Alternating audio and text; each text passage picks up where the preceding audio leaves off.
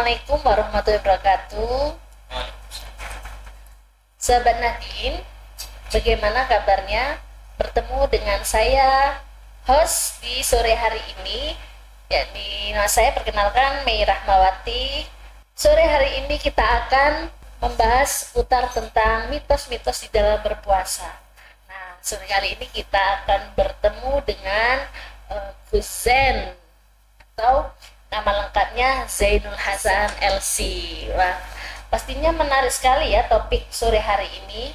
Dan di waktu mengisi ngabuburit teman-teman, sahabat-sahabat Nahdien ini, kita akan langsung saja, apa saja sih sebenarnya mitos-mitos di dalam berpuasa Ramadan ini. Zain, bagaimana kabarnya? Sehat ya? Alhamdulillah sehat. Alhamdulillah. Sampai detik ini gimana puasanya? Lancar? Sekalipun ada sedikit tantangan yang harus kita selesaikan. Insya Allah, dalam tengah-tengah sibukan ya tentunya. Ini di dalam beberapa fenomena masyarakat tuh ada beberapa pertanyaan dan juga permasalahan-permasalahan yang cukup rentan untuk kita dengar dan juga kita tahu sebenarnya itu sesuatu yang benar ataukah salahnya. Yang pertama, pertanyaan yang pertama adalah tentang menangis di siang bulan puasa Ramadan. Nah, ketika kita melihat ada anak kecil yang sedang menangis di siang hari, kemudian sang ibu berkata demikian, jangan menangis, nanti puasanya batal. Entah itu menangis karena lapar atau karena dia itu sekiranya ada masalah gitu dengan teman-temannya, karena di usia-usia anak kecil, usia SD gitu ya, itu menangis di siang hari dan dalam keadaan berpuasa Ramadan. Nah, anak SD ini sudah menjadi taklif, sudah mempunyai beban berpuasa. Itu bagaimana hukumnya? Baik, ini terima kasih. Bismillahirrahmanirrahim. Alhamdulillah. Wassalatu wassalamu ala sayyidina Rasulillah Muhammad ibn Abdullah wa ala alihi washabihi wa mawalah. Ma ba'du. Sebelumnya saya merasa perlu untuk menyapa sahabat Nahdien terlebih dahulu. Mudah-mudahan kita semua, termasuk sahabat Nahdien dimanapun berada, semoga senantiasa diberikan kesehatan dan diberikan pertolongan untuk terus mampu menjaga ibadah kita di bulan Ramadan ini. Amin amin Allahumma amin. Untuk terkait mitos-mitos Ramadan yang disampaikan tadi ini, Mei, yang pertama adalah tentang bagaimana kalau ketika ada seorang menangis ketika dia berpuasa di bulan Ramadan. Mungkin kita nyoroti yang pertama terlebih dahulu, ketika ada anak kecil nangis karena lapar atau karena mangkel kepada orang tuanya kok masih tetap dipaksa disuruh puasa, atau karena bermasalah dengan temannya tadi yang disebutkan ini. Mungkin itu adalah ketika orang tua bilang jangan nangis, nanti batal puasanya. Saya rasa itu hanya sebatas pendidikan dari orang tua kepada seorang anak agar ketika menjalankan ibadah puasa dijalankan dengan senang hati, sabar dan tabah. Karena sama-sama kita ketahui tentunya yang membatalkan puasa itu kan salah satunya adalah ketika ada benda masuk atau sesuatu masuk, makanan, cairan, minuman masuk ke dalam tubuh kita melalui beberapa lubang yang sudah disebutkan dan dijelaskan oleh para ulama kita, baik hidung, telinga, dan lain sebagainya. Itu salah satu yang membatalkan puasa. Adapun menangis itu sama sekali tidak ada hubungannya dengan hal-hal yang membatalkan puasa. Jadi menurut saya yang pertama, itu mungkin didikan orang tua yang sangat bagus ketika orang tua ingin anaknya tersebut lebih sabar dan bisa tabah dan senang untuk menjalankan ibadah puasa. Itu yang pertama. Ya. Mungkin yang kedua bagi saya seperti ini. Mungkin ada sebagian orang beranggapan puasa itu disamakan dengan sholat. Kalau dalam sholat tentunya sudah kita ketahui, nangis dalam sholat dalam mazhab kita, mazhab Imam Syafi'i, itu kan ada dua pendapat. Pendapat yang pertama al-asoh, dikatakan al-asoh ini kan berarti dua pendapat ini sama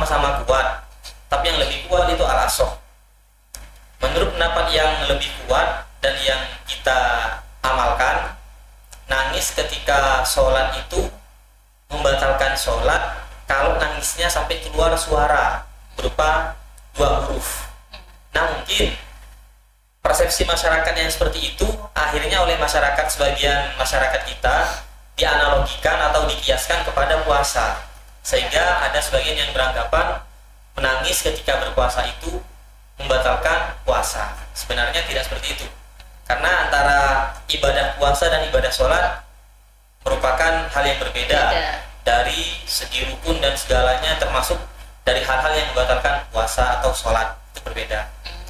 Ini misalkan menangisnya itu sampai masuk ke mulut gitu ya, artinya ada rasa asin dari tetesan air mata, itu bagaimana? Meskipun hanya setetes saja, bagaimana Gus? Nah, kecuali kalau sampai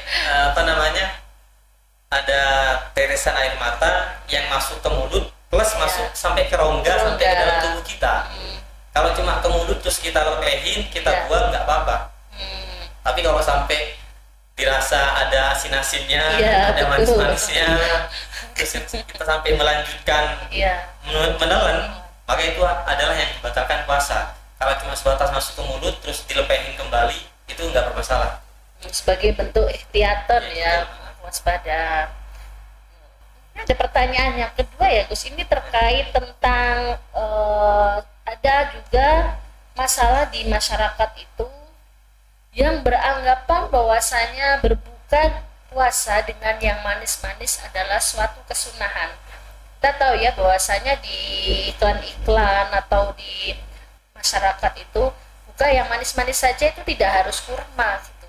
Bisa jadi dengan es teh, sirup atau sesuatu yang bersifat manis, baik dari gula ataupun dari kecap atau dari bumbu yang lainnya, atau bagaimana itu sebelumnya? Ya, baik, terkait buka puasa dengan yang manis-manis, memang benar mungkin kebanyakan, mungkin mayoritas masyarakat kita ketika mendengarkan ayo buka puasa dengan yang manis-manis, yang bermunculan itu es teler, es campur, es cincau. Iya. Menu takjil ya. Iya betul, menu takjil. Iya. Itu sebenarnya ada benarnya buka puasa dengan yang manis-manis. Salahnya itu ketika ditafsiri atau diinterpretasikan dengan es campur dan kawan-kawannya. Jadi yang benar ketika ada ungkapan yang berseliweran ayo buka puasa dengan yang manis-manis, yang manis yang dimaksud dengan manis pertama kali itu adalah kurma tentunya nih. Kurma. Itu sesuai dengan tuntunan Nabi pun seperti itu ketika berbuka puasa dengan yang manis, yaitu kurma. Sampai ada sabda Nabi, idza kana ahadukum shaiman falyuftir ala tamri fa in lam yajid tamra fa 'alal ma'i fa innahu tahurun. Kata Nabi, kalau kalian semua berpuasa maka berbukalah dengan yang manis, yaitu kurma. Kalau nggak ada kurma, maka air putih, air mineral. Kalau zaman dulu kan Zam-Zam tentunya. Nah, dari hadis tersebut oleh para ulama kita dirangkai dari berbagai hadis lainnya, kemudian disimpulkan tuntunan kesunahan berbuka puasa itu sebagai berikut nih. Yang pertama emang dengan kurma. Dan kurma itu banyak macamnya. Kalau kita sebutkan, yang pertama ada tamrun. Terus ada busrun, ada rutop. Itu kalau disebutin kayak apa tamrun, kayak apa rutop, mungkin nggak bisa. Kecuali ulama zaman dulu ketika menyebutkan nama benda, langsung keluar bendanya. Kecanggihan ulama zaman dulu. Nah, setelah jenis-jenis kurma itu, kemudian kelas di bawahnya itu air mineral, air putih. Nah, setelah air putih baru yang manis tanpa pengolahan yang menggunakan api. Seperti apa ya? Susu asli dari perahan sapi. Kayak madu asli yang kita ngambil langsung dari tawonnya, bukan madu yang terdapat di Indomaret. Itu yang sudah proses banyak dari pabrik dan lain sebagainya gitu. Nah, setelah itu baru yang manis-manis yang menggunakan pengolahannya menggunakan api, kayak campur dan lain sebagainya. Maka ketika ada tuntunan dari ulama seperti itu, saya juga mengambil kesimpulan agar kita dapat kesunahan yang tinggi. Kalau selera kita atau yang kita doyani itu es, maka usahakan sebelum kita terjun ke es,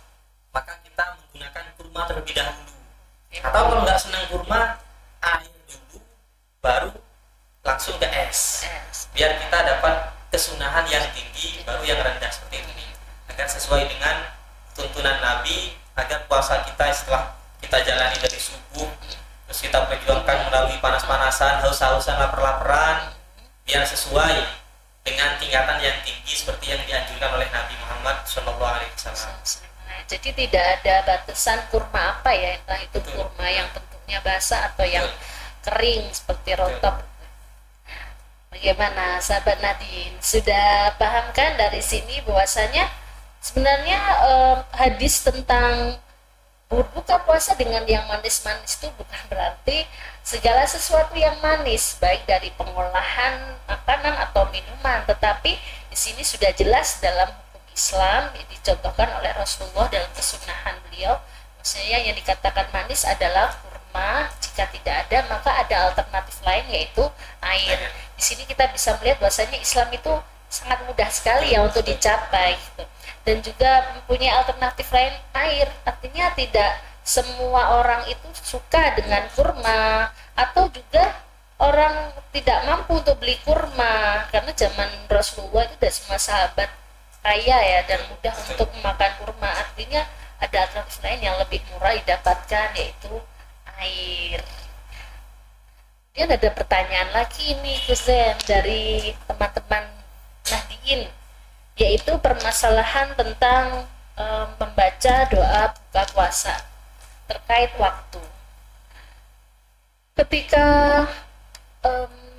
ada permasalahan di lapisan masyarakat itu membaca doa buka puasa, yaitu menjelang adzan. Setelah adzan kita ngabuburit ya untuk mencari buka puasa, kemudian menunggu adzan, setelah adzan langsung pembacaan doa berbuka puasa. Apakah ada sih ketentuan kita membaca doa berbuka puasa itu saat pas di beduk berkumandang maghrib atau bagaimana? Memang yang terjadi di lapisan masyarakat kita, baik ketika Tingme dan saya dulu di Mesir ataupun di Indonesia, kan sering kita menjumpai baik yang berbuka puasa antar keluarga atau antar teman lagi reunian. Maka ketika adzan berkumandang, langsung salah satu dari mereka bersorak kan, ayo kita baca doa bersama. Nah, ketika ada seruan seperti itu, baca doa bersama, sedangkan mereka kan belum menyentuh makanan. Nah, yang akan dibahas tadi nih Mei, pertanyaan tadi adalah waktu yang tepat atau yang utama, apakah setelah adzan langsung sebelum kita menyantap atau mencicipi air atau minuman kita, atau bagaimana? Nah, memang dari hadis Nabi tidak ada yang menganjurkan secara paten apakah baca doa terlebih dahulu atau membatalkan puasa terlebih dahulu baru berdoa. Tapi dari para ulama kita, dari berbagai kitab fikih, para ulama kita memberikan kesimpulan atau menarik suatu kesimpulan dari anjuran doa yang diajarkan oleh Nabi. Nabi bersabda, Allahumma lakasumtu wa bika amantu wa ala rizkika aftortu.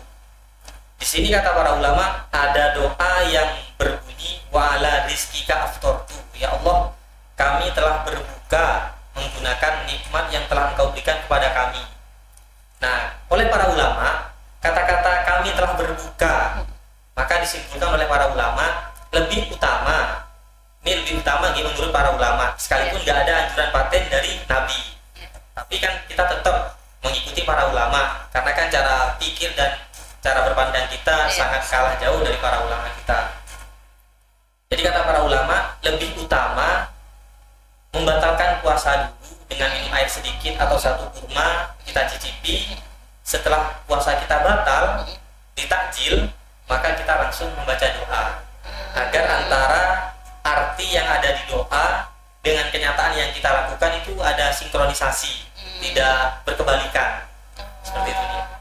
Karena penggalan dari ayat tersebut, ketika kita melihat dari penjelasan ayat tersebut tadi ya, aftortu, mana aftortu di sini artinya saya sudah berbuka.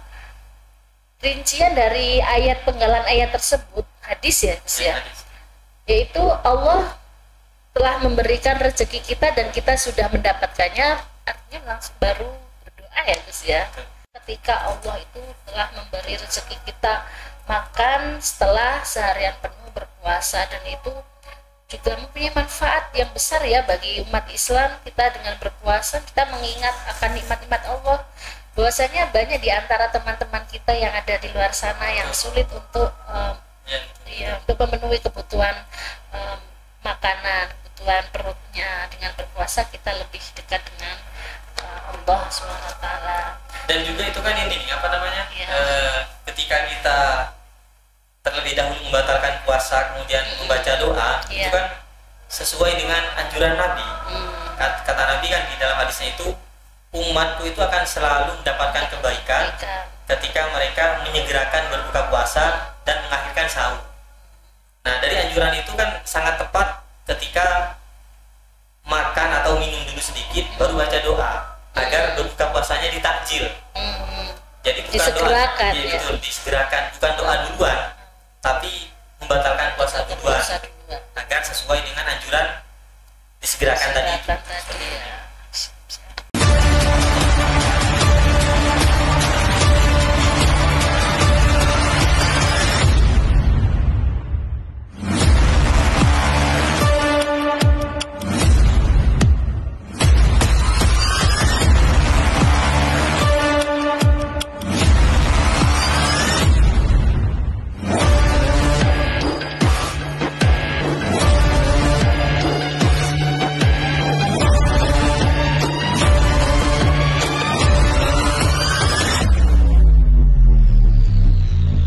Setelah kita membahas tentang pembacaan doa puasa, maka ada lagi nih Gus, tentang suntik.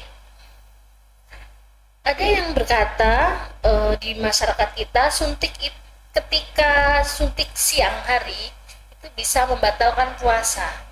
Nah, bagaimana kalau orang atau seorang pasien itu sakit dan membutuhkan suntik? Apakah itu membatalkan puasa? Sedangkan di dalam salah satu maqasid syariah itu salah satunya adalah hifzun nafs, yaitu menjaga jiwa, menjaga nyawa kita supaya tidak terjadi mudorot atau sakit yang terus menerus ketika tidak dilakukan suntik, yang mengharuskan suntik ketika di pertengahan bulan puasa. Gimana nih? Baik, terima kasih Nime. Sebelum ke masalah suntik, saya perlu menyambung lidah dari jenengan Nime tadi. Masalah salah satu maqasid besar syariah ajaran kita adalah hifdzun nafas, menjaga jiwa. Jadi dalam agama kita, ketika kepentingan jiwa kita itu terancam, maka hukum Allah dibelakangkan. Contoh di masalah berpuasa, ketika ada orang yang sakit, terus bulan Ramadan datang, ini kan masalah kepentingan tubuh manusia yang dikedepankan. Dia boleh tidak berpuasa. Atau misalnya, jangankan sakit, ketika dia misalnya sudah divonis oleh dokter, dia sebelumnya sehat, tapi dokter berkata kepada dia, Bapak harus tetap rajin konsumsi air setiap hari, misalnya 1 hari 1 malam 3 liter misalnya. Karena kalau nggak sampai situ, misalnya ada bahaya yang mengancam. Sebelumnya Bapak tadi sehat, ketika Ramadan tiba, dipesan oleh dokter, jangan berpuasa dulu Pak. Nah, itu tetap yang dikedepankan adalah kebutuhan tubuhnya atau jiwanya dibandingkan mengedepankan hukumnya Allah. Disinilah bentuk rahmat atau kasih sayang Allah yang sangat tinggi, lebih mengedepankan kebutuhan jiwa dan tubuh kita supaya berkelanjutan untuk ibadah. Nah, selanjutnya ketika orang itu merasa sakit, maka kalau sudah merasa sakit dan tentunya ada syarat-syaratnya, itu boleh tidak berpuasa. Nah, untuk masalah suntik, itu menurut ulama kita, lagi-lagi kita kembali kepada ulama kita, itu ada berbagai pendapat yang disebutkan, sebagiannya adalah 3 pendapat. Pendapat pertama mengatakan suntik itu secara mutlak membatalkan puasa, karena ada unsur yang masuk ke dalam tubuh kita. Itu yang pertama. Pendapat yang kedua adalah secara mutlak mengatakan tidak batal puasanya. Kemudian pendapat yang ketiga inilah yang oleh para ulama kita lebih dikuatkan dan diamalkan. ketiga mengatakan tentang suntik, perihal suntik, beliau mengatakan itu secara perinci. Kalau suntik itu mengandung suplai makanan yang mengenyangkan tubuh kita, ya, maka itu mutlak batal. nutrisi ya, Nutrisi gitu, kayak misalnya infus dan lain sebagainya. Tapi kalau tidak mengandung nutrisi atau suplai makanan ke tubuh kita, itu ada perbedaan. Kalau disuntiknya melalui pembuluh darah, itu yang membatalkan. Tapi kalau tidak melewati pembuluh darah, misalnya otot atau yang lainnya, kayak misalnya vaksin ketika dulu di zaman COVID, itu kan yang dimasukkan ke dalam tubuh itu tidak mengandung nutrisi atau suplai makanan, dan menusukkan suntiknya tidak lewat pembuluh darah. Nah, kalau tidak lewat pembuluh darah maka tidak membatalkan puasa. Seperti itu nih. Itu perincian yang ulama kita telah sampaikan kepada kita semua. Oke, jadi jelas ya teman-teman, bahwasanya suntik yang dimaksud itu adalah suntik bukan suplai makanan, seperti layaknya orang yang makan ketika di siang hari atau minum di siang hari itu membatalkan makanan. Tapi ketika suntik itu adalah obat, maka tidak mengapa, dan dengan catatan tidak melalui pembuluh darah. Ya, sahabat Nadine, mungkin sampai sini saja kita akhiri podcast sore hari ini. Barangkali ada kata-kata terakhir hari ini, Kusen? Baik, kata-kata terakhir dari saya, berpuasa itu ibarat spasi atau bahkan paragraf baru. Kalau tulisan sekeren apapun keilmuan yang berada di dalam tulisan itu, ataupun sekeren apapun, setinggi apapun gaya tulisannya, tapi ketika tidak ada spasi atau bahkan tidak ada paragraf nyambung terus, maka tulisan itu tidak akan jadi indah. Begitupun hidup kita. Kalau setiap hari makan terus, gak ada hentinya, minum terus, maka tubuh kita akan gak enak dipandang, bahkan berbahaya bagi kita. Itulah diantara rahasia atau hikmah keutamaan puasa yang Allah wajibkan kepada kita. Mudah-mudahan puasa kita semua oleh Allah Subhanahu wa taala diberikan derajat yang tinggi di sisi Allah Subhanahu wa taala. Amin ya rabbal alamin. Terima kasih sahabat Nadine, sampai jumpa di podcast selanjutnya. Saya Merah Ngawati sebagai host di sore hari ini. Mohon maaf bila ada kekurangan, dan jika ada kelebihan semata-mata itu dari Allah Subhanahu wa taala. Terima kasih Kuzen sore ini, semoga manfaat ilmu yang diberikan untuk khususnya sahabat-sahabat Nadine dan umumnya bagi kita semua. Wabillahi taufiq wal hidayah. Wassalamualaikum warahmatullahi wabarakatuh.